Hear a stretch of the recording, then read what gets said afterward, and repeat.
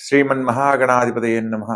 सदानंबवृक्षस्य मूलादिवासात् सुधाश्रावणं तिक्तमप्यप्रियन्तं तरुं कल्पवृक्षादिकं साधयन्तं नमामीश्वरं सद्गुरुं साईनाथं।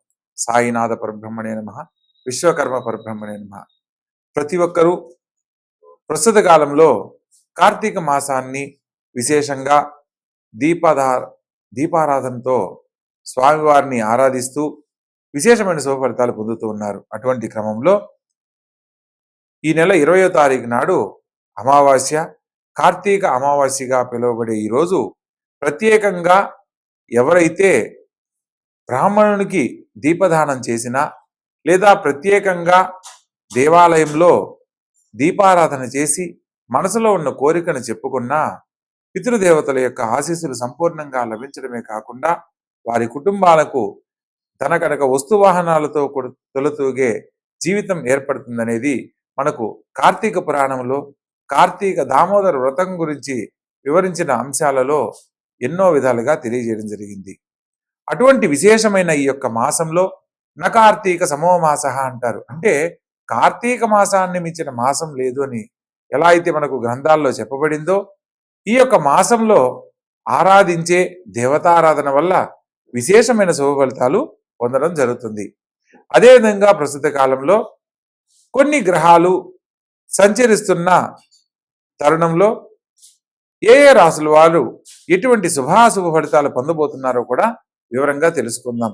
ప్రత్యేకంగా ఈ యొక్క నవంబరు మాసంలో 16వ తారీఖు నాడు తులారాశిలో సంచరిస్తున్న రవి వృశ్చిక రాశిలోకి మారుతున్నాడు. దీన్ని వృశ్చిక సంక్రమణం అని అంటారు. ఈ యొక్క రవి సంక్రమణ కాలంలో సూర్య భగవంతుణ్ణి ఆరాధించే క్రమంలో పితృదేవులను స్మరణ చేసుకుంటూ సూర్య భగవంతునికి అర్ఘ్యాన్ని కనుక వదిలినట్లయితే పితృదేవతలకు శాంతి కలిగి వారి యొక్క ఆశీస్సులతో ఆ కుటుంబంలో ఎటువంటి సమస్యలు లేని జీవితాన్ని పొందుతారు అనేది మనకు శాస్త్రం తెలియజేస్తుంది.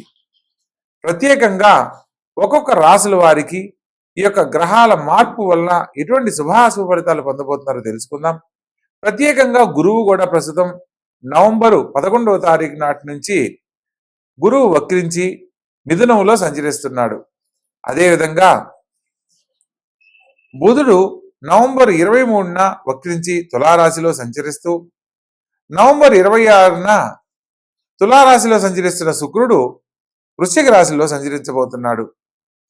ఈ యొక్క వృశ్చిక రాశిలో ప్రస్తుతము బుధుడు, కుజుడు, రవి మరియు శుక్ర గ్రహాలు 4 గ్రహాలతో పాటు దినవారీ ఫలితాల ప్రకారం చంద్రుడు కూడా సంచరించబోతున్నాడు. ఈ యొక్క వృశ్చిక రాశిలో 5 గ్రహాలు సంచరిస్తున్న క్రమంలో పంచగ్రహ కూటమిగా మనం భావించి ఒక్కొక్క రాశుల వాళ్ళు ఎటువంటి శుభాశుభ ఫలితాలు పొందబోతున్నారు, కొన్ని గ్రహాల వక్రగమనం వల్ల ఏ ఏ పరిహారాల వల్ల సత్ఫలితాలు పొందడానికి అవకాశం ఉందో వివరంగా తెలుసుకుందాం. ఇక ఒక్కొక్క రాశుల వారిగా తెలుసుకునే ప్రయత్నం చేద్దాం. మీనరాశి. ఈ యొక్క మీనరాశి జాతకులను కనుక పరిశీలించినట్లయితే లగ్నాధిపతి అయిన గురువు పంచమంలో సంచరిస్తూ వక్రీకరణ చెంది మిథునంలోకి సంచరిస్తున్నారు. సో ప్రస్తుత కాలంలో విద్యార్థి దశలో ఉన్న వారికి చక్కని అవకాశాలు లభిస్తాయి. ఉన్నతమైన చదువుల కోసం, పదవి యోగ్యత కోసం ప్రయత్నం చేస్తున్న వారు శుభవార్తలు వింటారు. మాతృని అంటే తల్లికి సేవ చేస్తూ భగవద్ అనుగ్రహంతో మీరు కోరుకున్న గొప్ప జీవితాన్ని పొందడానికి అవకాశం కల్పించబడుతుంది. తల్లితో ఎటువంటి వాగ్వివాదాలు చేయకూడదు. తల్లితో ఎంత సఖ్యతతో మెలుకున్నట్లయితే ఆ తల్లి ఆశీస్సులు మీకు సంపూర్ణంగా లభిస్తాయి. 6వ స్థానంలో సంచరిస్తున్న కేతువు మరియు చంద్రగ్రహ సంచార ఫలితంగా ముఖ్యమైన విషయాలలో మానసిక ప్రశాంతతను కొన్ని కోల్పోయే పరిస్థితులు ఏర్పడతాయి. పనుల తొందర, ఒత్తిడి, ఆలస్యం అనేది మీ వెంటే ఉంటాయి. ప్రతి విషయంలో కూడా పని చేయబోయేటప్పుడు శ్రద్ధ ఉంటుంది, కానీ మొదలుపెట్టిన తర్వాత కొంచెం శ్రద్ధ లేకపోవడం, దాంట్లో కొంత డిస్టర్బ్ అవడము, ఇటువంటి పరిస్థితులు ఎక్కువగా జరిగే అవకాశం ఉంది. కాబట్టి వీలైనంత వరకు చక్కని ఆలోచనతో ముందుకు వెళ్ళండి. అదేవిధంగా రాజ్యస్థానంలో 5 గ్రహ సంచార ఫలితంగా మీరు కోరుకున్న విధంగా గొప్ప జీవితాన్ని పొందడానికి ప్రత్యేకంగా సూర్యోదయ కాలంలో బ్రహ్మముహూర్త సమయంలో 5 గంటల 55 నిమిషాలకు యూనివర్సల్ నెంబరు, ఏంజిల్ నెంబర్ అంటారు. యూనివర్సల్ టైంలో ఏంజిల్ నెంబర్ని మనసులో స్మరణ చేసుకుంటూ గనక మీ మనసులో ఉన్న కోరికగా చెప్పుకున్నట్లయితే ఈశ్వరానుగ్రహంతో అతి శీఘ్రముగా దొరుకుతుంది. ఇక్కడ మనకు మంత్రాలు ఇటువంటివి ఏమీ అవసరం లేదు. ఒక భక్తితో మనకు ఏదైతే సమస్యగా ఇబ్బంది పడుతున్నామో ఆ సమస్య నుంచి బయటపడడానికి, తండ్రి నిన్ను ఆరాధించడం వల్ల నాకు మంచి జరుగుతుందని ఒక గురువు ద్వారా తెలుసుకున్నాను. నిజంగా ఈ మంత్రానికి మీ యొక్క రూపానికి అంత శక్తి ఉంటే నన్ను అనుగ్రహించండి తండ్రి అని చెప్పి ఎవరైతే స్వామివారిని ఆరాధిస్తారో వారికి, వారి కుటుంబ సభ్యులకు ఈశ్వరానుగ్రహంతో ధనకనక వస్తువాహనాలతో తొలుతూగేటువంటి ఐశ్వర్యాన్ని ఇవ్వడం జరుగుతుంది. కాబట్టి ఈ యొక్క రాశి వారికి ప్రత్యేకంగా ఈ సమయంలో ఒక మంచి జరగబోతుందన్న సత్యాన్ని తెలుసుకొని నడుచుకోవాలి. అష్టమ స్థానంలో సంచరిస్తున్న శుక్రగ్రహ సంచార ఫలితంగా అనవసరమైన ఖర్చులకు ఈ సమయం దారి తీసేలా ఉంది. కాబట్టి ఖర్చు పెట్టే ప్రతిసారి కూడా ఆలోచించి నిర్ణయం తీసుకొని ముందడుగు వేయాలి. ప్రత్యేకించి భాగ్యస్థానంలో బుధుడు, కుజుడు, రవి, చంద్రుడు ఇన్ని గ్రహాలు సంచరిస్తున్న క్రమంలో ఉద్యోగానికి సంబంధించి చక్కని అవకాశంతో పాటు ఆర్థికంగా ఎదగడానికి, బిజినెస్ రూపంలో కూడా మరొక వృత్తిని ఎంచుకోవడానికి ఈ సమయం అనుకూలంగా ఉంటుంది. ఈ సమయంలో ఖచ్చితంగా మీకు అటువంటి అవకాశాలు వస్తాయి. వాటిని చక్కగా ఉపయోగించుకోండి. వ్యయ స్థానంలో సంచరిస్తున్న రాహుగ్రహ సంచార ఫలితంగా దైవ ఫలాన్ని నమ్మి చేసే ప్రతి పనిలో సక్సెస్ అవుతారు. మీ యొక్క కులదేవత దర్శనం ఈ సమయంలో చేయడం ఎంతో మంచిది. ప్రత్యేకంగా మీరు కోరుకున్న జీవితాన్ని పొందడానికి ఈ సమయంలో మీకు దూర ప్రాంత సందర్శనము, పుణ్యనది స్నాన ఫలితము ఖచ్చితంగా లభిస్తాయి. వాటిని చక్కగా ఆచరించండి. వచ్చిన అవకాశాన్ని ఉపయోగించుకోండి. దైవ బలాన్ని మించి ఏది జరగదు కాబట్టి దైవాన్ని స్మరణ చేసుకునే అవకాశం లభించినప్పుడు ఆ సమయాన్ని దైవానికి కేటాయించి ఆచరించినట్లయితే మీరు కోరుకున్న జీవితంలో గొప్పగా స్థిరపడతారు. భగవంతుడు ఎంతో మందికి ఈ భూమి మీద జీవించే అవకాశం కల్పించినప్పుడు కొందరు ఎన్నో రకాలుగా ఇబ్బందులు పడుతున్న వారిని మనం గమనిస్తూ ఉంటాం. అంటే అవయవ సౌష్ఠవం లేక, అంటే వికలాంగులుగా ఉన్నవాళ్ళు, మెంటల్లీ డిజార్డర్గా ఉన్న వాళ్ళు, చేతులు లేని వాళ్ళు, కాళ్ళు లేని వాళ్ళు, కళ్ళు కనపడిన వాళ్ళు, ఇలా ఎంతో మంది భూమి మీద జీవిస్తూ ఉన్నారు.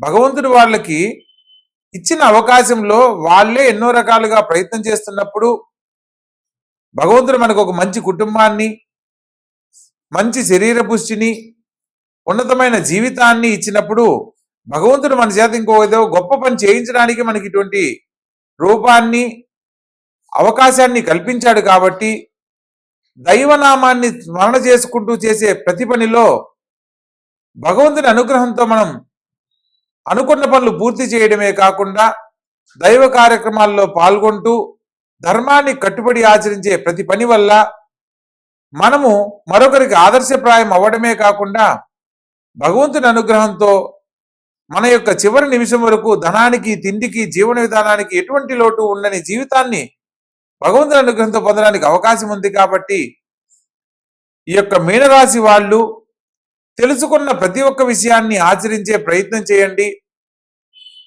లగ్నంలో శని సంచార ఫలితంగా మొదలు పెట్టేటప్పుడు ఉన్న శ్రద్ధ చివరి వరకు ఉండనివ్వడు ఆయన.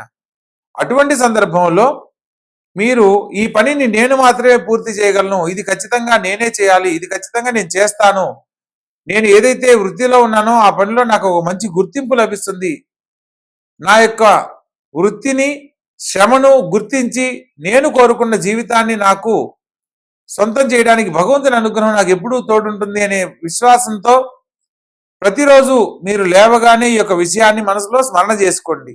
అలా చేసి ఏది ప్రారంభించినా మీరు కోరుకున్న విధంగా మీ జీవితం మారుతుంది. కాబట్టి తెలుసుకున్న విధానాన్ని అనుసరించండి. కార్తీక మాసంలో ఈ యొక్క అమావాస్య తిథి నాడు అన్ని రాసుల వాళ్ళు కూడా ఆచరించవచ్చు. ప్రత్యేకించి కార్తీక మాసంలో అమావాస్య తిథి నాడు సంధ్యా సమయంలో ఆకాశ దీపాన్ని దర్శించి స్వామివారి గర్భాలయం దగ్గర, ధ్వజస్తంభం దగ్గర దీపారాధన చేస్తూ ప్రత్యేకంగా మీరు ఆవు నూనెతో గనక దీపాన్ని వెలిగించినట్లయితే శరీర కర్మలు తొలగిపోతాయి. ఆవు నెయ్యితో గనక దీపారాధన చేసి మనసులో ఉన్న కోరిక చెప్పుకున్నట్లయితే భవిష్యత్తుకు సంబంధించి మీరు ఏదైతే ఉజ్వలమైన భవిష్యత్తును పొందాలనుకున్నారో వాటన్నిటికి సంబంధించిన ఫలితాలు లభిస్తాయి. ఎప్పుడైతే మనం మన యొక్క పాపకర్మలను పోగొట్టుకుంటామో, మన జీవితానికి ఏదైతే సుఖ సంతోషాలతో పొందాల్సిన జీవితం ఉంటుందో ఆ జీవితాన్ని సంపూర్ణంగా పొందడానికి అవకాశాలు ఏర్పడతాయి. అది ఒక్క పరమేశ్వరుడు, ఆ యొక్క సర్వేశ్వరుడైన ఈశ్వరుని వల్ల మాత్రమే మనకు లభిస్తుంది. కాబట్టి ఈ యొక్క కార్తీక అమావాస్య తిథి నాడు దీపదానం చేసి, దీపారాధన చేసి, దేవాలయంలో కొంత సమయాన్ని మీరు కేటాయించి భగవంతుణ్ణి ధ్యానిస్తూ గనక చేసినట్లయితే మీరు కోరుకున్న సంపూర్ణమైన జీవితం లభిస్తుంది. పితృదేవతల ఆశీస్సులతో సంతానం లేని వారికి పితృదేవతల ఆశీస్సులతో సత్సంతాన భాగ్యము, గోత్రాభివృద్ధి కలిగిన సంతానం కలగడానికి అవకాశం లభిస్తుంది. కాబట్టి చక్కగా తెలుసుకున్న విధానాన్ని అనుసరించండి, ఆచరించి దైవబలంతో ఉన్నతమైన జీవితంలో స్థిరపడండి. సర్వే జనా సుఖినో భవంతు. శుభం భూయాత్.